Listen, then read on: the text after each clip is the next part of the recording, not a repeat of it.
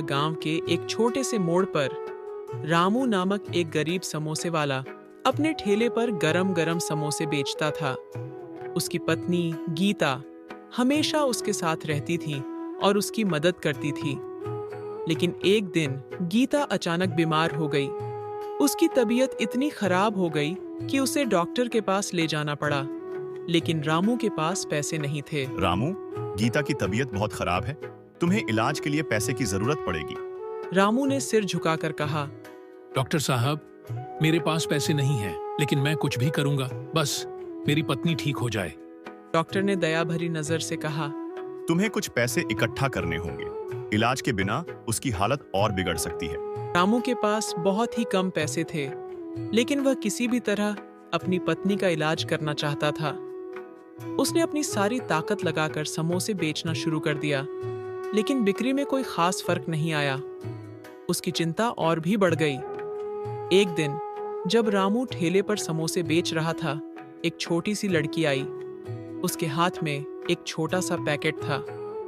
लड़की ने रामू से कहा, भैया, ये मसाले का पैकेट लीजिए, इससे आपके समोसे का स्वाद और भी बढ़ जाएगा।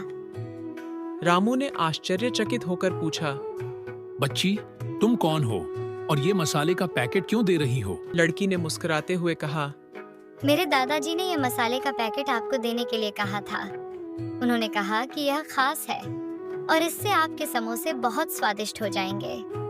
रामू ने पैकेट लेकर धन्यवाद कहा और लड़की से पूछा, तुम्हारे दादाजी कौन हैं? मेरे दादाजी गांव के बहुत अच्छे लोग हैं। उन्होंने कहा कि यह मसाला सबकी मदद करेगा। रामू ने मसाले का पैकेट खोलकर समोसे में डाल दिया। अगले दिन जब उसने समोसे बेचना शुरू किया, तो आश्चर्यजनक बात यह थी कि उसकी बिक्री अचानक बढ़ गई।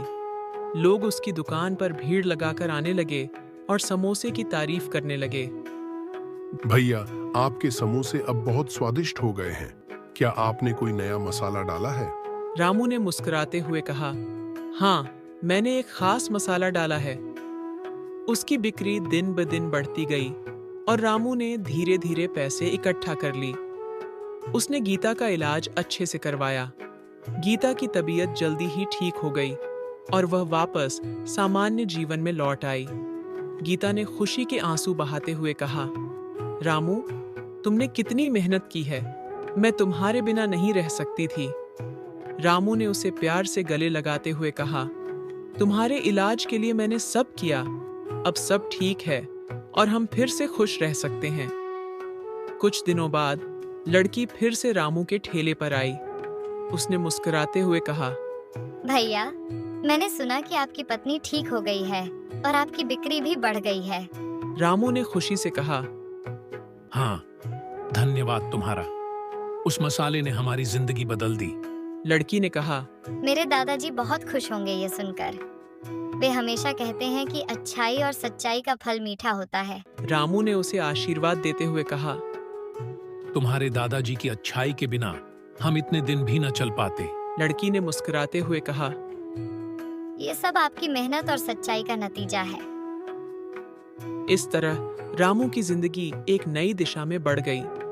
उसके समोसे अब गांव में बहुत मशहूर हो गए और उसकी दुकान पर हर दिन भीड़ लगी रहती थी। उसकी पत्नी गीता भी पूरी तरह स्वस्थ हो गई और दोनों पति पत्नी खुशहाल जीवन जीने लगे।